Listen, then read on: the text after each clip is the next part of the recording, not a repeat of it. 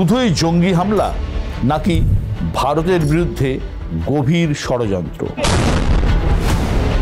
ভারতের মাটিতে কেন বাড়ছে জঙ্গিদের সক্রিয়তা?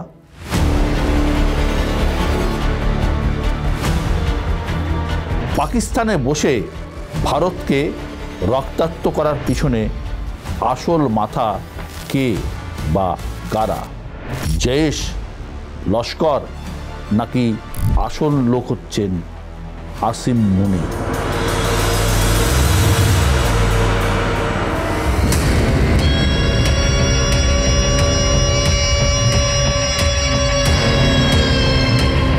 পরপর দুটো ঘটনা। 10ই নভেম্বর 2025। আপনাদের নিশ্চয়ই 9/11-এর কথা মনে আছে, এবারে 10/11। রাজধানীতে লাল কেল্লার কাছে বিস্ফোরণ। প্রথমে গাড়ি বোমা বিস্ফোরণ, তারপর তার অভিঘাতে পরপর গাড়িতে বিস্ফোরণ, আগুন, যার জেরে বহু মানুষের মৃত্যু, আর অনেক মানুষ এখনো মৃত্যুর সঙ্গে পাঞ্জা কষছেন হাসপাতালে। ভারতের গৌরবের প্রতীক আমাদের লাল কেল্লা।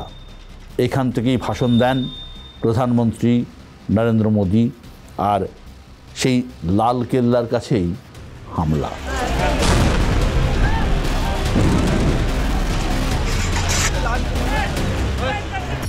দেশের নিরাপত্তায় আঘাত, শুধু নিরাপত্তা নয়, দেশের সম্মানেও আঘাত।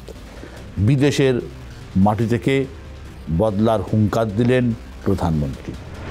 इसके पीछे के षड्यंत्रकारियों को बख्शा नहीं जाएगा। All those responsible will be brought to justice.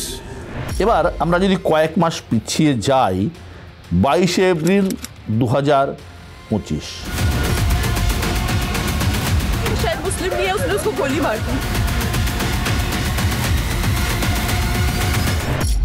Jammu কাশ্মীরের বৈশারণ ভ্যালি, যেখানে ধর্ম বেছে বেছে হত্যা করা হয়েছিল পর্যটকদের এবং ভারতীয় পর্যটকদের।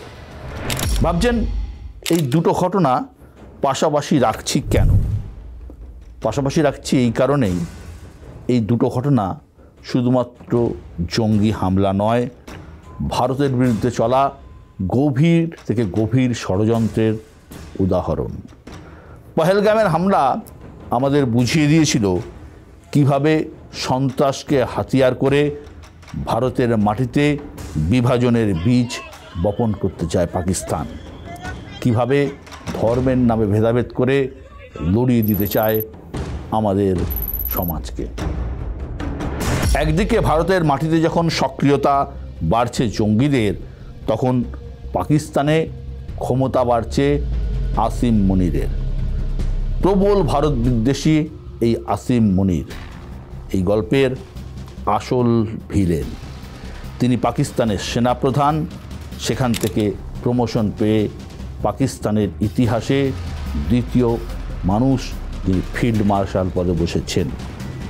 সংবিধান সংশোধন করে মুনিরকে এখন দেশের 3 বাহিনীর একদম শীর্ষে বসাতে চাইছে শাহবাজ শরীফের সরকার। আসলে শাহবাজ শরীফকে সামনে রেখে আসিম মুনিরই কিন্তু পাকিস্তানকে চালাবেন। ভাবছেন আসিম মুনিকে আমরা ভিলেন বলছি কেন, বা আমি ভিলেন বলছি কেন? আমরা সবাই জানি পাকিস্তানকে চালায়, পাকিস্তান সরকারকে চালায় মূলত দুটো প্রধান শক্তি। একটা হচ্ছে সেনাবাহিনী, আর একটা হচ্ছে ISI অর্থাৎ ইন্টার সার্ভিসেস ইন্টেলিজেন্স, পাকিস্তানের গোয়েন্দা সংস্থা। যবে থেকে আসিম মুনির পাক সেনার প্রধান হয়েছেন, তখন থেকেই প্রবলভাবে ভারত বিরোধী কাজকর্ম বেড়েছে পাকিস্তানের মাটিতে, শুধু নয় গোটা সীমান্ত এলাকায়।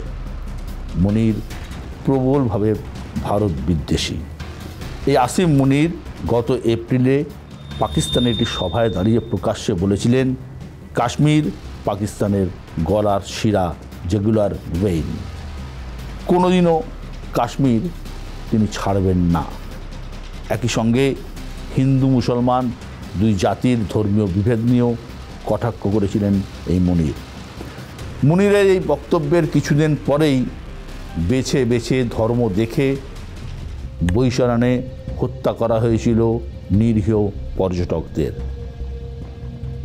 আমরা জেনেছিলাম, আমরা বুঝেছিলাম, গোটা পৃথিবী জেনেছিল যে এই ঘটনার ব্লুপ্রিন্ট কোথায় তৈরি হয়েছিল বা কারা তৈরি করেছিলেন।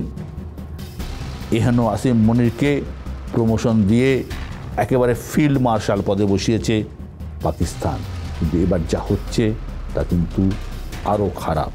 পাকিস্তানের জল, স্থল এবং বিমান বাহিনী, এই তিন বাহিনীরই মাথায় বসছেন আসিম মুনির। তার পোস্ট হচ্ছে চিফ অফ ডিফেন্স ফোর্সেস। এতদিন এই তিন বাহিনীর মাথায় থাকতেন chairman of the joint chief of staff committee. এই পোস্ট এখন থেকে তুলে দেওয়া হচ্ছে পাকিস্তানে। এই গোটা বিষয়টার জন্য পাকিস্তানের সংবিধান সংশোধন করা হচ্ছে, যা নিয়ে তুমুল বিতর্ক শুরু হয়েছে পাকিস্তানের অন্দরে। প্রধান বিরোধী দলগুলোর প্রতিবাদ করছেন, বয়কট করছেন। শুধুমাত্র বিরোধী দল নয়, নাগরিক সমাজ থেকেও প্রতিবাদের ঝড় উঠেছে। সবারই বক্তব্য এই সংশোধনের ফলে পাকিস্তানে কায়েম হবে মিলিটারি শাসন, ফিরে আসবে জেনারেল জিয়ার জমানা এবং প্রধানমন্ত্রী শাহবাজ শরীফ কোনো কথায় কান দিতে চাইছেন না। আসলে তিনি পুতুল, তাকে কিন্তু চালাচ্ছেন আসিম মুনিরই। আপনাদের মনে আছে আমেরিকার ডোনাল্ড ট্রাম্প পর্যন্ত আসিম মুনিরকে ভোজ সময় নিমন্ত্রণ করে পাশে বসিয়েছিলেন ভারত পাকিস্তান যুদ্ধের ঠিক পরপরই। ভারতের জন্য উদ্বেগের একটা সবথেকে বড় কারণ হলো এই আসিম মুনিরের এই নতুন পদ পাওয়ার পরে মুনিরের হাতে চলে যাবে গোটা পাকিস্তানের স্ট্র্যাটেজিক কমান্ড। স্ট্র্যাটেজিক কমান্ডের কাজটা কি? এই স্ট্র্যাটেজিক কমান্ডের যে সর্বোচ্চ বডি, যারা পাকিস্তানের সেনাবাহিনী, বিমান বাহিনী সমস্ত কিছু নিয়ন্ত্রণ করে এবং আইএসআইকেও নিয়ন্ত্রণ করে। এই স্ট্র্যাটেজিক কমান্ডের একটা গুরুত্বপূর্ণ জায়গা হলো এই পরমাণু অস্ত্র এবং পরমাণু অস্ত্রের ভাণ্ডার, কখন সেটাকে কাজে লাগানো হবে সেটাকে নিয়ন্ত্রণ করা। পাশাপাশি আইএসআই, যারা সবথেকে বেশি সক্রিয় ভারতের মাটিতে এবং অন্যান্য জায়গার মাটিতেও, তাদের নিয়ন্ত্রণ বা তার চিফ কে হবেন সেটার দায়িত্ব থাকে এই স্ট্র্যাটেজিক কমান্ডের হাতে। এবং এই আইএসআই কোন পথে চলবে তার নির্ধারণ করার দায়িত্ব স্ট্র্যাটেজিক কমান্ডের। বকলমে আসিম মুনির কিন্তু হয়ে উঠবেন পাকিস্তানের সর্বা। এমন একটা সময় এই আসিম মুনিরের ক্ষমতা বাড়ছে যখন নতুন করে চর্চায় আসছে এই পরমাণু বোমা। কিছুদিন আগে আমেরিকার খবরের চ্যানেল সিবিএসকে দেওয়া সাক্ষাৎকারে মার্কিন প্রেসিডেন্ট ডোনাল্ড ট্রাম্প মন্তব্য করেছিলেন পাকিস্তান পরমাণু বোমা পরীক্ষা করছে। আর যিনি ট্রাম্পের ইন্টারভিউ নিচ্ছিলেন তিনি এই দাবিকে উড়িয়ে দেওয়ার চেষ্টা করেন, কিন্তু তাকে চুপ করিয়ে দিয়ে মার্কিন প্রেসিডেন্ট বলেছিলেন তার কাছে ঠিকঠাক খবর রয়েছে, পাকিস্তান পরমাণু পরীক্ষা চালাচ্ছে মাটির অনেক অনেক গভীরে গিয়ে। তাই সামান্য কম্পন ছাড়া অন্য কিছু বোঝা যাচ্ছে না। টেলিকাস্টের সময় সিবিএস ট্রাম্পের সাক্ষাৎকারের এই অংশটি বাদ দিয়ে দিয়েছিল, কিন্তু পরে ট্রাম্প নিজের সাক্ষাৎকারটি গোটাটা পোস্ট করেন এবং সেখান থেকে সবাই বিষয়টা জানতে পারে। যেখানে ডোনাল্ড ট্রাম্পের মতো পৃথিবীর সর্বোচ্চ ক্ষমতাশালী দেশের প্রেসিডেন্ট এই ধরনের মন্তব্য করছে, তখন সেটাকে খুব হালকাভাবে নেওয়ার কিন্তু কোনো কারণ নেই। আর এই আসিম মুনিরের হাতে যদি পরমাণু বোমার সমস্ত কমান্ড চলে যায়, ভবিষ্যতে যে কত বড় বিপদ ঘনিয়ে আসছে তা নিয়ে প্রত্যেকের মধ্যে কিন্তু একটা সন্দেহের বাতাবরণ তৈরি হচ্ছে। পাকিস্তানের অন্দরে ক্ষমতা বেড়েছে আসিম মুনিরের। পাকিস্তানের বাইরে গিয়েও বকলমে গুটি সাজাচ্ছেন আসিম মুনির। এতদিনে আমরা প্রত্যেকেই জেনে গেছি, গোটা পৃথিবী জেনে গেছে, পাকিস্তানের নির্বাচিত প্রধানমন্ত্রী শাহবাজ শরীফ আসলে অত্যন্ত দুর্বল লোক এবং তার এই দুর্বলতাকে কাজে লাগিয়ে মুনির পৌঁছে গেছেন হোয়াইট হাউসে, যেটা বলছিলাম ট্রাম্পের সঙ্গে ভোজের আসরে। পাকিস্তানের প্রথম সেনাপ্রধান মুনির যার সাথে বৈঠক করছেন আমেরিকান প্রেসিডেন্ট। সম্প্রতি এক অনুষ্ঠানে শাহবাজ শরীফ বক্তব্য রাখছিলেন, যেখানে ট্রাম্পও উপস্থিত ছিলেন। 5 মিনিট শাহবাজ শরীফ বলার পরেই তাকে থামিয়ে দিয়ে ট্রাম্প বলে ওঠেন যে খুব ভালো কথা বলছেন, আপনি বাড়ি যান, দেশে ফিরে মুনিরকে বলবেন মুনির দারুণ লোক। মুনির চীন সফরে গিয়েছেন, মুনির দেশে তো আছেন, বিদেশ বিভিন্ন সফর করছেন এবং বিভিন্ন নেতাদের সাথে বৈঠক করছেন, যেটা একটা রাজনৈতিক নেতা বা নির্বাচিত প্রধানমন্ত্রীর কাজ। কিন্তু মুনির কিন্তু তার বাইরে গিয়ে বিভিন্ন দেশের শীর্ষ নেতাদের সঙ্গে বৈঠক করছেন, পরিকল্পনা বানাচ্ছেন। মুনিরের একটাই এজেন্ডা, সেটা হচ্ছে কাশ্মীর এবং ভারত বিরোধিতা। আপনারা যদি ভালো করে ভাবেন তাহলে প্রথম হামলা হলো পহেলগাঁওয়ে, যেটা কাশ্মীরে, আবার দিল্লিতে হামলার শিকড়ও দেখা যাচ্ছে সেই কাশ্মীরে রয়েছে, সেই পুলওয়ামায় রয়েছে। সেখানকার বাসিন্দা চিকিৎসককে গ্রেপ্তার করা হয়েছে উত্তরপ্রদেশ থেকে, গ্রেপ্তার করা হচ্ছে হরিয়ানা থেকে। মুনির হয়তো সামনে নেই, কিন্তু সামনে না থেকেও হামলার ব্লুপ্রিন্টে আছেন। তার ধর্মীয় উগ্রতা কট্টরপন্থাকে বাড়াচ্ছে পাকিস্তানে, পাকিস্তানের বাইরেও। এই এত বড় হামলা যেটা হলো দিল্লিতে, এর সঙ্গে যুক্ত যে মহিলা চিকিৎসককে গ্রেপ্তার করা হয়েছে, শোনা যাচ্ছে লস্কর চিফ তার বোনের সাথে নাকি তার সম্পর্ক। সুতরাং কোথাও না কোথাও পাকিস্তান কানেকশান এসেই যাচ্ছে। পহেলগাঁও হামলার পর অপারেশন সিন্দুর করেছিল ভারত। আমরা দেখেছিলাম সেই সময় অপারেশন সিন্দুরের দাপট, পাকিস্তানের মাটিতে ঢুকে জঙ্গিদের ঘাঁটি ধ্বংস করেছিল ভারতের ক্ষেপণাস্ত্র। এই অভিযানে অত্যন্ত গুরুত্বপূর্ণ দুটো জায়গায় টার্গেট করেছিল ভারতীয় বিমান বাহিনী। একটা হচ্ছে ভাওয়ালপুর, 2 নম্বর হচ্ছে মুরিদকে। কি এই ভাওয়ালপুর? এই ভাওয়ালপুর হচ্ছে জৈশে মোহাম্মদের হেডকোয়ার্টার। এই হামলায় জৈশের মাথা মৌলানা মাসুদ আজাহারের পরিবারের অনেক লোক মারা গিয়েছিল। শোনা যায় তার বোনের হাজব্যান্ড মারা গিয়েছিল, সেই বোন নাকি রিক্রুট করেছিল এই দিল্লির যে শাহিন বলে যে চিকিৎসককে গ্রেপ্তার করে যে দিল্লির প্রেক্ষিতে, সেই বোনই রিক্রুট করেছিল এই শাহিনকে। সুতরাং যোগসূত্র কিন্তু মিলছে। আর দ্বিতীয় গুরুত্বপূর্ণ জায়গা কী ছিল? সেটা হচ্ছে মুরিদকে, যেখানে ছিল লস্কর-ই তৈবার হেডকোয়ার্টার। এই অভিযানের পরে মানে বিভৎসভাবে অ্যাটাক করেছিল ভারতীয় বিমান বাহিনী এবং ধ্বংস হয়ে গিয়েছিল এই দুটি জায়গা, ভাওয়ালপুর এবং মুরিদকে।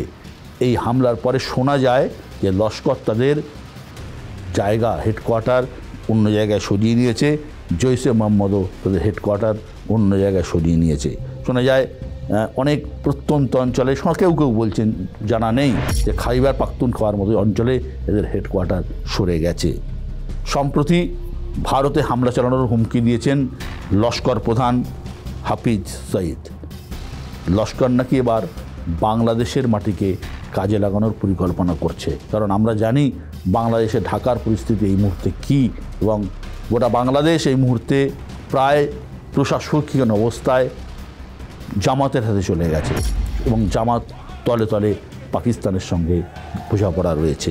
এইরকম একটি পরিস্থিতিতে যখন ভারত এবং বাংলাদেশের পরিস্থিতি সেই সময় দিল্লিতে যে হামলা হলো, এখনও পর্যন্ত যা খবর পাওয়া যাচ্ছে এই হামলার পিছনে জৈশে মোহাম্মদের হাত কিন্তু কেউ উড়িয়ে দিচ্ছে না, হয়তো এদের হাত রয়েছে। গতবার বৈশরণবালিতে হামলার পর, নিরীহ মানুষদের হত্যার পর সেনাপ্রধান থেকে পাকিস্তানের ফিল্ড মার্শাল পদে উন্নীত হয়েছিলেন আসিম মুনির। এবার মুনির পাকিস্তানের সুপ্রিম কমান্ডের অর্থাৎ স্ট্র্যাটেজিক কমান্ডের মাথা হওয়ার আগেই দিল্লিতে হামলা। এসবই কি কাকতালীয়, নাকি নেপথ্যে আরও কোনো বড় হিসেব নিকেশ রয়েছে? দেখা যাক। কিন্তু আসিম মুনির যত ক্ষমতাশালী হবেন, যত তার পাওয়ার বাড়বে, যত তার ক্ষমতা বাড়বে, পাকিস্তানের নির্বাচিত সরকার ততই দুর্বল হবে এবং গোটা উপমহাদেশে আরও বেশি করে ধর্মীয় মৌলবাদীদের বাড়বাড়াতে হবে, এ নিয়ে কোনো সন্দেহ নেই।